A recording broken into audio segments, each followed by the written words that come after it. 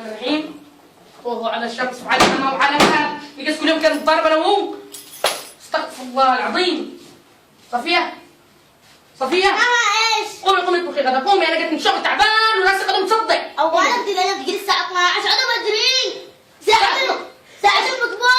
هدي انا وقت ساعه المطبخ عايش كذا. اسمي 12 مش من 11. الساعة قد 2:15 تقولي لي 12. وسامحني مع الشوق والوبات ودا ومعاريم وصفيه وصالح صالحه غلط ترجيران. طب شو ما قدرتش اعدي. ما اشتري بالعام. قومي لا تدخلي لي طب روح اكل. طب ماشي. او تعال اقول لك ما فيش خضره.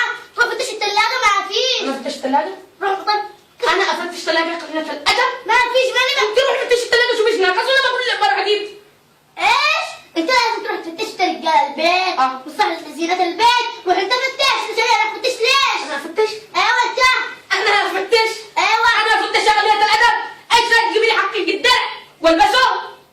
ولا انت تلبسي حق الثياب؟ ادي لها الفاضي حقك. روح فتش. انا اقول لك روح فتش. مش ما تصليبيش وانا في الشغل تقولي لي جيب وجيب وجيب. انا ليش لما جيت انت تقولي انا لي مش مضطرة اتصل لك كل ساعة. ايش؟ ما بتطبخيليش غدا اكل؟ خلاص ادخل لك. اصحابي كلهم خاسرين الان وانا مغدي الان. ايوه ادخل لك. يلا روحي. قومي قامت قيامتك على راسك وعلى رؤوسنا ان شاء الله. اولي ما بغسل المطبخ. انا سنة مسحورة ما بطبخش. انا سنة مسحورة ما قدرتش بغسل المطبخ. قال لي دقيق لو تحس تدخل فيني ما تحسبي. انت ما تحسبيش واقول لك ما ايش تحسبيش. في ليش مش تطبخي؟ ايش في؟ انا سنة مسحورة.